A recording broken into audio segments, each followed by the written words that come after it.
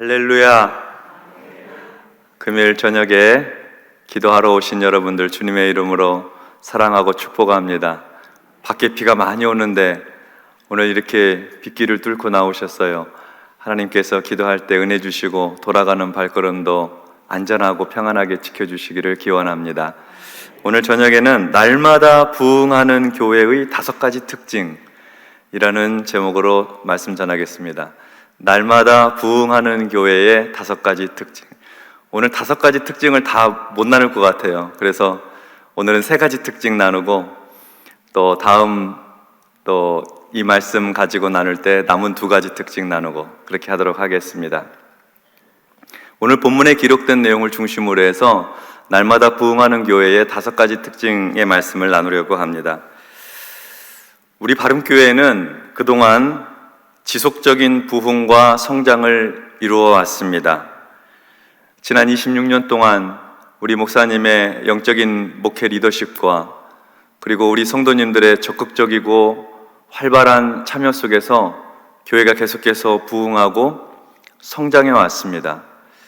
한 가지 아주 특기할 만한 사항은 한국 교회에 대한 이미지, 기독교에 대한 세상의 평가가 굉장히 냉혹하고 그래서 교회의 존재 자체를 부인하는 사회 분위기 속에서도 그런 분위기 속에서도 우리 교회는 해마다 성장과 부흥을 거듭해 왔다는 사실입니다. 우리 교회만 보고 있으면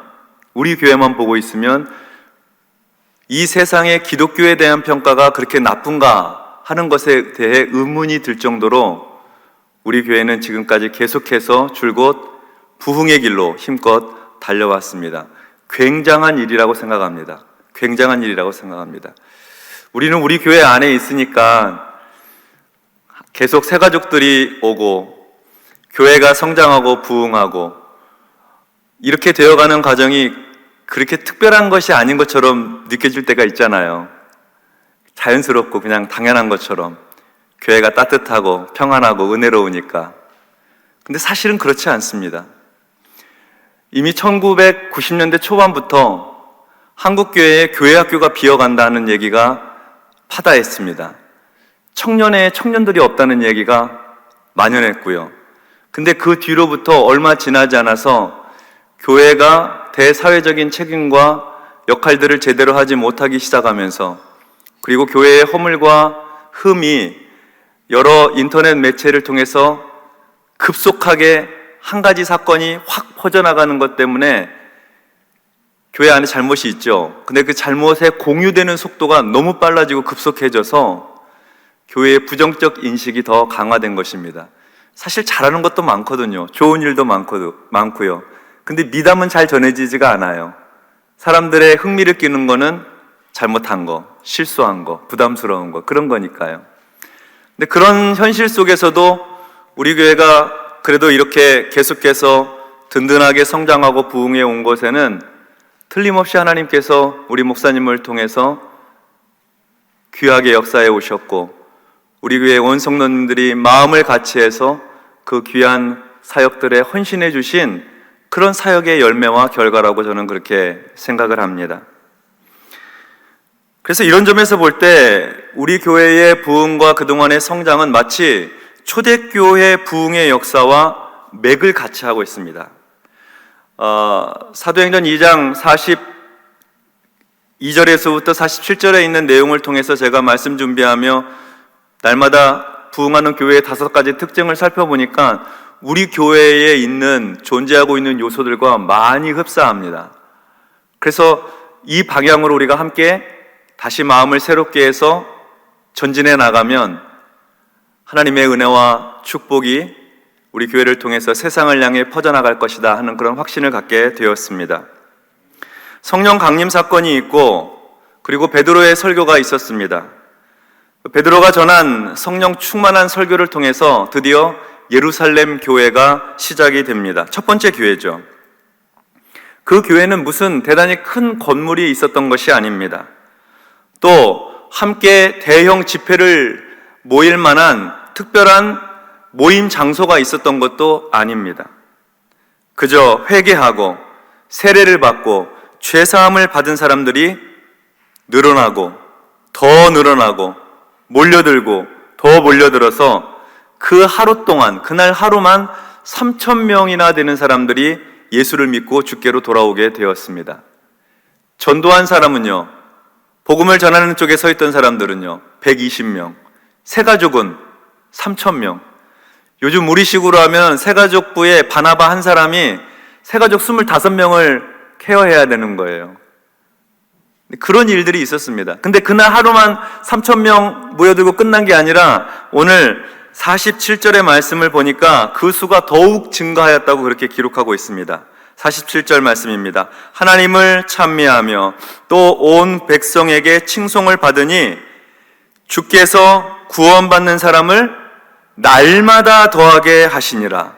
구원받는 사람을요 날마다 더하게 하셨대요. 매일 새 교인이 늘어나는 것이죠. 하나님께서 구원받는 사람을 날마다 더해 주신 것입니다. 하나님께서 더하게 해 주신 것이죠. 교회는요 계속해서 성장했고 부흥했습니다. 초대교회의 부흥의 역사는 영적인 부흥과 숫자적인 성장을 따로 구별해서 말할 필요가 없습니다. 왜냐하면 그 동시적으로 일어났거든요. 성령의 역사 안에서 영적인 부흥의 역사와 숫자적인 성장이 함께 일어났기 때문에 초대교회의 부흥은 곧 양적인 성장이고 수적인 성장 안에는 영적 부흥이 있었다, 이렇게 말할 수 있습니다. 그렇다면 초대교회는 어떻게 이렇게 날마다 부흥하는 교회, 날마다 성장하는 교회가 되었을까요? 오늘 본문에는 날마다 부흥하는 교회의 몇 가지 특징이 나타나 있습니다. 첫째로는 사도들의 가르침에 은혜가 넘쳤다는 것입니다. 사도들의 가르침에 은혜가 넘쳤다. 42절 말씀 보겠습니다. 그들이 사도의 가르침을 받아 서로 교제하며 떡을 떼며 오로지 기도하기를 힘쓰니라. 그들이 사도의 가르침을 받아, 사도의 가르침으로부터 신앙생활이 시작이 되었습니다. 가르침을 받아서 교제를 했고요, 가르침을 받아서 떡을 떼고, 가르침을 받아서 오로지 기도하기를 힘썼습니다. 초대교회에는 가르침이 있었습니다. 가르치는 사역은 사도들의 사역이었습니다. 여기서 말하는 사도는 다 예수님의 제자들입니다. 예수님의 12제자들, 가룟 유다를 대신하여서 마띠아를 거기에 대신 공석을 채웠죠. 12명의 제자들이 초대교회에서는 사도라고 불렸어요. 제자라고 하는 이 말에는 훈련의 의미가 더 강합니다. 예수님께서 제자로 부르셔서 훈련시키셨어요. 주님의 제자로, 주님을 따르는 사람들로 훈련시키셨다고 하면 사도는 세상을 향해 보냄을 받은 사람들이에요. 교회를 향해 보냄받은 사람이고, 사도의 개념 속에는 사역이라고 하는 측면이 더 강합니다. 그러니까 똑같은 사람인데 제자라고 불릴 때는 훈련의 강조점이 있고, 사도라고 불릴 때는 사역의 강조점이 있습니다. 사도들은 예수님께서 분부하신 것들을 가르치고 또 사람들로 하여금 그 말씀을 지키게 하는 사명을 받은 사람들입니다. 마태복음 28장 19절로 20절의 말씀을 보도록 하겠습니다. 그러므로 너희는 가서 모든 민족을 제자로 삼아 아버지와 아들과 성령의 이름으로 세례를 베풀고, 함께 읽겠습니다.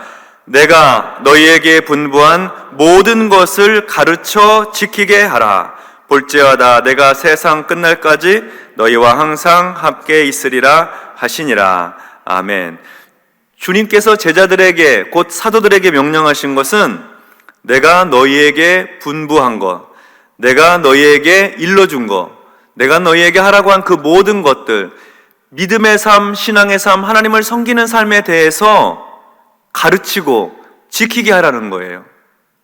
이 말씀은 예수님께서 주신 가장 지고의 명령, 지상 명령이죠. 가장 귀한 명령입니다. 제자들에게 분부한 명령의 구체적인 내용은 모든 민족을 제자로 삼으라는 것이었습니다. 세례를 베풀 것과 그리고 주님께서 분부하신 것들을 가르쳐 지키게 하는 것입니다. 사도들은 이에 순종해서 초대교회의 성도들에게 가장 먼저 한 일이 가르치는 거였습니다. 가르치는 사역. 가르치는 사역을 전적으로 담당한 사람들이 바로 사도들이었습니다. 사도들은 그 어떤 사역보다도 가르치는 사역을 우선시했습니다. 예수를 믿고 구원받은 사람은 어떻게 살아야 하나? 예수를 믿고 하나님의 자녀가 된 새 사람, 어떤 인생을 살아가야 하나? 삶의 새로운 방식, 하나님 나라 백성이 살아가는 새로운 삶의 방식을 가르쳤습니다. 사도들이 가르친 내용은 주로 어떻게 하나님을 예배하고 어떻게 하나님을 섬기는지 예배에 대해서 가르쳤습니다. 사도들이 가르친 내용은 어떻게 하나님을 섬기고 예배하는 성도들끼리 서로 교제하고 서로 따뜻한 관계를 맺고 서로 친절히 대하면서 믿음의 동역자들로 서로 설 수 있는지 교제에 대해서 가르쳤습니다. 사도들이 가르친 내용은 부활의 증인이 되기 위해서 어떻게 해야 할지 영적인 훈련이 있었습니다. 부활의 증인으로 살기 위해서, 복음의 증인으로 전도하기 위해, 선교하기 위해서. 또 사도들이 가르친 내용은 한 교회 공동체를 이루어 살면서 서로가 서로에게 어떻게 봉사할 수 있는지, 사역할 수 있는지를 가르쳤습니다. 예배하고 교제하고 훈련받고 전도하고 봉사하고 사역하는 일들, 그게 다 교회가 존재하는 여러 목적들이죠. 주의 말씀을 기준으로 해서 하나님 나라의 삶을 가르치신 것이죠. 이 모든 가르침의 내용의 핵심에는 예수 그리스도의 십자가와 부활이 있었습니다. 예수 그리스도의 십자가와 부활을 중심으로 해서 성도의 신앙생활, 하나님 나라 백성의 삶을 가르쳤던 것이죠. 그런데 이 모든 사도들의 가르침 속에는 은혜가 넘쳤습니다. 구원받고 하나님의 자녀로 사는 길이 내가 어떤 공로를 세워야 하고 노력을 해야 되고 힘써 무엇을 지켜내야지만 구원받은 성도의 삶을 살 수 있는 것이 아니라 나는 아무 공로 없으나 십자가에 못 박히신 예수 그리스도의 은혜로 주님의 공로로 내가 죄 사함을 받고 구원을 받았다고 하는 이 복음이, 이 기쁜 소식이 성도들에게는 감격이었던 것이죠. 왜냐하면 그전에는 지키라고 하는 게 너무 많았어요. 유대교에서는 해야 된다고 하는 게 너무 많았고 하지 말라고 하는 게 많았어요. 그걸 기준으로 해서 구원받은 사람과 죄인을 구분지었거든요. 그런데 사도들이 가르침은 예수 믿으면 구원받는다는 거예요. 예수 믿으면 하나님의 자녀가 된다는 거예요. 의롭게 된다는 거예요. 그리고 예수 믿는 사람들은 그 신분에 맞게 하나님의 자녀답게 의롭게 거룩하게 살면 된다고 안내를 받으니 구원받은 사람으로서의 삶이 하나님의 은혜로 충만한 가르침 안에 사는 삶이 너무나 흥분되고 역동적이고 감격스러운 은혜의 삶을 살았던 것이죠. 그래서 그 어떤 율법적인 삶보다도 더 거룩하게 살게 되었고 더 깨끗하게 살고 그리고 더 생기 넘치게 살 수 있었던 것입니다. 날마다 부흥하는 교회에는 이런 은혜로운 가르침이 있습니다. 은혜로운 가르침이 있습니다. 우리 교회가 배우는 교회잖아요. 처음에 배우고 섬기고 섬겨하는 교회, 배우는 교회잖아요.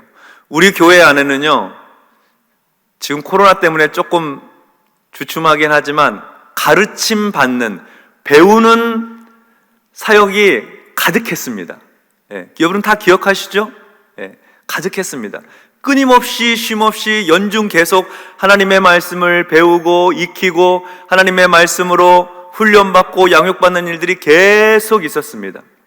주일 강단의 말씀을 통해서 수요일, 금요일 새벽기도 말씀을 통해서 계속해서 하나님의 말씀을 배울 수 있었습니다. 우리 목사님의 말씀을 통해서 하나님의 은혜를 계속해서 공급받았죠. 저도 부목사로 있을 때, 그리고 그 이후에도 종종 목사님 말씀을 인터넷으로 들으면서 항상 은혜 받고 마음에 감동받고 회개하고 돌이키고 그런 일들이 많이 있었습니다. 목사님의 말씀은 언제나 우리의 심령에 은혜의 담비가 되어서 자기도 모르게 말씀에 젖고 그 말씀의 영향권 안에 살아가게 되고 신앙생활의 기쁨과 행복한 하나님의 은혜 안에 살도록 인도하는 말씀이셨습니다. 음식으로 말하면 자극적인 아주 칼칼하고 매콤한 음식은 아니세요. 담백한 음식이죠. MSG를 거의 안 쓰세요. 그냥 음식 본연의 맛을 살려서 요리하시는. 그래서 그 하나님의 말씀을 영의 양식으로 삼고 있으면 일주일 내내 든든하죠. 배고프지 않고. 그런 하나님의 말씀이 우리 교회 안에 계속해서 공급되어 왔던 것입니다. 앞으로도 우리 교회 안에 하나님의 은혜의 말씀이 강물과 같이 흘러갈 수 있도록 기도해 주시기 바랍니다. 하나님 말씀이 풍성한 교회 되기를 주의 이름으로 축원합니다. 선포되는 말씀도 은혜로워야 되고요, 받으실 때는요 마음의 문을 열고 생명의 양식으로 받으시는 거죠. 내가 이 말씀 받아야 나 오늘 하루 산다, 이번 한 주간 산다, 생명의 양식으로 받고 그 말씀을 따라 살려고, 은혜의 말씀 안에 살려고 애쓰는 거죠. 그래서 부흥하는 교회 가운데 있는 선포되는 은혜의 말씀은 교회 성도들이 전체적으로 받는 공동체적인 말씀이면서 동시에 개인에게 주시는 말씀이에요. 나에게 주시는 말씀. 그래서 내가 하나님의 말씀 가운데 은혜로 살아가는 거죠. 초대교회는 가르치는 은혜의 말씀이 가득하였습니다. 두 번째로, 날마다 부흥하는 교회의 두 번째 특징은 사도들의 기도로 기적이 일어났습니다. 기적이. 43절 말씀을 보도록 하겠습니다. 사람마다 두려워하는데 사도들로 말미암아 기사와 표적이 많이 나타나니. 다시 한번요. 사람마다 두려워하는데 사도들로 말미암아 기사와 표적이 많이 나타나니. 아멘. 초대교회에는요 기적이 있었습니다. 표적이 나타났어요. 기적적인 일들이 많이 일어났습니다. 가장 큰 기적은요, 예수님을 십자가에 못 박으라고 외쳤던 사람들, 예수님이 십자가에 못 박혔을 때 방관했던 사람들, 그들이 회개하고 주께로 돌아온 게 가장 큰 기적이죠. 죄인들이 자기 죄를 자복하고 회개하고 예수께로 돌아온 기적이 가장 큰 기적이고, 죄사함 받고 세례 받고 성령 받은 기적이 있고, 그리고 사도행전 3장 이후로부터는 계속해서 저들의 삶에 나타난 기적 이야기가 기록되고 있습니다. 사도행전 3장에는 나면서부터 못 걷게 됐던 사람이 예수의 이름으로 일어나 걷고 뛰게 되는 기적이 일어났습니다. 한 번도 걸어보지 못한 사람인데, 그래서 생계를 성전 미문에 앉아서 구걸하면서 그걸로 생계를 유지하던 사람인데 예수의 이름으로 걷게 됐어요. 기적이죠. 놀라운 기적이죠. 그 다음에 이어지는 말씀은 사도행전 5장에 보면 병든 사람을 메고 거리에 나가서 침대와 요 위에 병든 사람을 뉘어놔요. 그리고 혹시 그 앞으로 베드로가 지나가면서 그림자를 만들면 그 그림자에라도 좀 덮이면 하나님의 능력과 치유의 기적이 일어날까 기대를 했어요. 그래서 수많은 사람들, 예루살렘 부근의 수많은 사람들도 함께 모여서 병든 사람들, 더러운 귀신의 괴로움 받는 사람들이 나와서 다 나음을 입었다. 사도행전 5장의 기록이에요. 병든 사람들, 귀신 들린 사람들 다 나와서 나음을 입게 되었다. 기적이 일어난 것이죠. 한두 일이 아니야, 한두 건이 아니었습니다. 사도행전 8장에 보면 많은 사람에게 붙었던 더러운 귀신들이 크게 소리를 지르며 나가고, 또 많은 중풍병자와 못 걷던 사람들이 나왔습니다. 9장에 가서 보면 루다에서 8년 동안 중풍병으로 고생했던 애니아가 고침을 받았고, 요바에서는 죽었던 다비다가 살아나는 기적이 일어났습니다. 그 이후에도 사도행전에 보면 수많은 기적과 기사와 표적과 이적들이 계속해서 나타납니다. 사도들이 기도하고 사도들이 하나님 앞에 간구하여서 기적의 역사들이 일어나는 것이죠. 사도들이 기도하고 간구하여서 기적의 역사가 일어나니까 그 기적을 이야기를 듣고 그 기적을 체험한 사람들이 그 다음에는 사도의 그림자만 비추고 지나가도 나을 믿음이 생기는 거예요. 그림자만 비추고 지나가도 나을 것 같다. 그러니까 사람들을 길거리에 요를 깔고 침대를 깔고 눕혀놓잖아요. 하나님께서 놀라운 기적의 역사들을 사도들을 통해서 많이 나타냈습니다. 초대교회의 부흥은요, 사도들의 기도로 기적들이 일어나면서 더욱 강하게 이루어졌습니다. 그러나 사람들은 고침을 받은 사람이나 그를 고쳐준 사도들에게 주목하지 않고 그를 고쳐주신 예수 그리스도에게 관심을 갖게 됩니다. 예수 그리스도의 이름에 더 마음이 끌렸습니다. 왜냐하면 예수의 이름으로 고쳤거든요. 그래서 고침받은 사람들, 고침받은 기적을 경험하거나 주변에서 본 사람들이 다 예수님께 나오는 거예요. 예수를 믿게 된 거예요. 그래서 날마다 믿는 자의 수를 더해 주신 것이죠. 우리 교회도 그동안 수많은 기도 응답이 있어 왔습니다. 우리가 그 기도 응답의 주인공인 분들도 여기 계실 것입니다. 전혀 예수 믿지 않을 것 같은 사람이 주 앞에 나와 예수 믿게 되고, 전혀 고침받지 못할 것 같은 병이 나음을 얻고, 아이를 갖지 못한 가정에 하나님께서 태의 문을 여시고 잉태케 하셔서 새 생명을 주시고, 제가 부목사로 있을 때도요, 아기를 갖는 그 젊은 가정들이 굉장히 많았어요. 굉장히 많았어요. 심지어는 우리 교회 등록하고 바로 아기를 갖는 경우도 있었고요. 오랫동안 일하느라고 지치고 피곤해서 아이를 못 가졌을 때 우리 목사님 신방해가지고 조금 너무 지나치지 않게 마음을 편안하게 좀 쉬면서 일하세요. 그리고 얼마 지나지 않아서 임신 소식을 듣기도 하고 그랬어요. 기적 같은 일이죠. 생명을 얻는 일이 얼마나 기적 같은 일이에요. 잃었던 직장을 다시 찾고, 사업이 다시 일어나고, 불편했던 깨어져가는 가정이 다시 회복이 되고, 멀리 나갔던 자녀들이 다시 부모의 품으로 되돌아오고, 기적 같은 일들이 우리 삶 저변에 많이 있었습니다. 그런데 그 수많은 기적의 이야기들을 우리는 기도하고, 기도에 응답받고, 그리고 난 다음에 잊어버려요. 기도하고 응답받고 기억해야 되는데, 기도하고 응답받고 너무 쉽게 잊는 경우가 많아요. 그래서 저는 기도하고 난 다음에 응답받은 일, 아주 작은 거라도 메모를 해놔요. 기록을 해놔요. 하나님께서 얼마나 우리 기도를 들으시고 응답해 주시는지. 가장 작은 일은 이런 일이죠.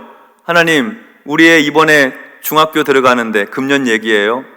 얘는 이 중학교에 들어가고 싶습니다. 기도 제목이 올라왔어요. 그리고 같이 기도했어요. 얼마 지나지 않아서 그 중학교에, 원하는 중학교에 들어갔대요. 그 기도 응답일까요? 아닐까요? 기도했으니까 응답 받은 거예요. 예. 그냥 들어갔으면 그건 기도 응답이 아니죠. 근데 기도하고 받은 결과는 응답이죠. 작은 일이지만 메모해 놓는 거예요. 큰 병이 걸렸어요. 수술을 했어요. 항암도 해야 되고 방사선도 해야 돼요. 근데 함께 기도했어요. 근데 또 다른 곳에서도 암처럼 보이는 게 보이는 거예요. 어쩌면 또 수술을 해야 될지도 모른대요. 같이 기도하는 거죠. 부르짖어 기도하는 거죠. 검사 결과가 나왔어요. 항암은 안 해도 되고 방사선도 조금만 해도 되고, 암처럼 보였던 거는 당장 수술할 필요는 없고 추적 관찰해 가면서 변화 없으면 그냥 놔둬도 되고, 하나님께서 기도에 응답해 주신 거죠. 하나님께서 부르짖는 성도의 간구에, 부르짖는 우리의 기도에 응답해 주신 것이죠. 기록해 놓는 거예요. 잊지 않으려고, 하나님께서 응답해 주신 것을 놓치지 않으려고. 여러분, 우리 교회 안에 그런 일들을 모아놓는다면 1년에 책을 몇 권 써야 될 거예요. 그렇지 않습니까? 하나님께서 베푸신 은혜와 기적의 이야기들을 우리가 기록으로 남긴다면 해마다 몇 권씩 써야 될 거예요. 우리 교회가 함께 기도하고, 우리 교역자들과 목자들이 같이 부르짖고, 성도들이 함께 부르짖어서 우리 일생에 기적을 좀 많이 경험하는 교회 되었으면 좋겠습니다. 그 기적을 잊지 않고요, 망각하지 않고 자주 얘기하고 고백하고 선포해서 우리 교회 안에 하나님의 기적의 역사가 넘쳐남으로 말미암아 우리 하나님께서 영광을 받으시고 날마다 믿는 자의 수가 더해지는 부흥하는 교회, 하나님께 영광 돌리는 교회 되기를 주의 이름으로 축원합니다. 세 번째로는 날마다 부흥하는 교회의 세 번째 특징, 성도들의 교제가 풍성합니다. 성도들의 교제가 풍성해요. 초대교회 부흥의 앞부분 두 가지 특징은 사도들의 사역에 능력이 있었기 때문에 일어난 일이었어요. 물론 그 모든 일은 하나님이 주관하시는 일이었고 성령의 역사였어요. 성령의 역사였는데 사도들의 가르침과 사도들의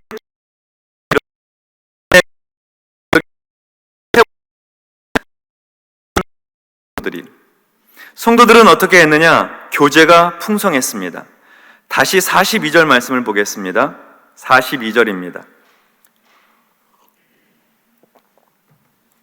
그들이 사도의 가르침을 받아 서로 교제하며 떡을 떼며 서로 교제하고 떡을 떼며 오로지 기도하기를 힘쓰니라. 초대교회의 성도들은 사도들에게 가르침을 받은 대로 서로 교제하는 일에 힘썼습니다. 서로 교제를 했습니다가 아니라 교제하기를 힘썼어요. 교제는 따뜻하고 친절한 교제입니다. 이 따뜻하고 친절한 교제 안에는 서로 잘한 일들에 대해서는 칭찬하고 격려해주고, 실수하고 잘못한 거에 대해서는 허물을 덮어주고 용서해주는 교제입니다. 다시요. 잘한 일은 칭찬해주고 인정해주고 허물은 덮어주고, 그 반대로 하면 안 돼요. 잘한 일은 깎아내리고 허물은 들춰내고, 그거 안 돼요. 예, 잘한 일은 칭찬해주고 어려운 일은 덮어주고 용납해주고 용서해주고, 그게 초대교회 성도들의 교제였습니다. 어떻게 알 수 있느냐고요? 예수님의 가르침이 그렇거든요. 사도들이 가르쳤던 것은 예수님께로부터 배운 것을 가르쳤고, 그 가르침을 따라서 초대교회 성도들이 교제를 했으니 그들의 교제는 서로 칭찬과 격려가 있고 허물을 덮어주고 용서하는 일들이 있었다는 것입니다. 그래서 세상에서 사귀었던 친구들보다 성도들끼리 더 친밀하고 더 귀한 사귐을 가졌습니다. 육신의 형제들보다 더 끈끈한 연합이 있었습니다. 어려울 땐 도와주고 힘들 때는 위로해 주었습니다. 기쁜 일은 더욱 기뻐해 주고 축하해 주었습니다. 46절에 있는 말씀도 한번 보겠습니다. 46절 같이 읽겠습니다. 시작. 날마다 마음을 같이하여 성전에 모이기를 힘쓰고 집에서 떡을 떼며 기쁨과 순전한 마음으로 음식을 먹고. 아멘. 날마다 마음을 같이해서 성전에 모이기를 힘쓰고, 그리고 한 일이 뭐냐면 집에서 함께 모여서 떡을 떼고 기쁨과 순전한 마음으로 음식을 먹었습니다. 모일 때마다 떡을 뗐어요. 떡을 뗐다는 것은 같이 식사를 했다는 것을 의미합니다. 같이 밥을 먹었다는 거죠. 그때 성도들의 식사는 주의 만찬이었습니다. 오늘날 우리가 하는 성만찬이죠. 예수께서 잡히시기 전에 행하셨던 그 성만찬 예식을 초대교회 성도들은 식사할 때마다 했습니다. 식사할 때마다 떡을 떼면서 이것은 주님의 몸입니다. 잔을 함께 나누면서 이것은 새 언약의 피, 곧 주님의 보혈입니다 하면서 성만찬 예식을 하며 같이 식사하며 교제를 나눴습니다. 기쁨의 교제였습니다. 순전한 마음으로 함께 음식을 나누었습니다. 그들에게는 식사조차도 영적인 예식이 되었습니다. 예수님의 살과 피에 참여하고 기념하는 식사 시간은 그야말로 천국의 식탁이었습니다. 감사가 넘치고 기쁨이 가득하고 얼굴에는 환한 웃음이 있으며 너그러운 마음으로 서로 나누는 식탁의 자리, 그 중에는 배고픈 사람이 없었습니다. 이렇게 초대교회 안에서 서로 떡을 떼며 순전한 마음으로 함께 음식을 나누었다고 하는 이 친밀한 교제의 내용들을 사도 바울이 에베소 교회에 보냈던 편지의 일부의 내용과 서로 연결시켜서 생각하게 됩니다. 에베소서 4장 2절과 3절의 말씀입니다. 모든 겸손과 온유로 하고 오래 참음으로 사랑 가운데서 서로 용납하고 평안에 매는 줄로 성령이 하나 되게 하신 것을 힘써 지키라. 성령이 하나 되게 하신 것을 힘써 지키라 하는 말씀입니다. 초대교회 성도들은 성령께서 하나 되게 하신 신앙의 공동체였습니다.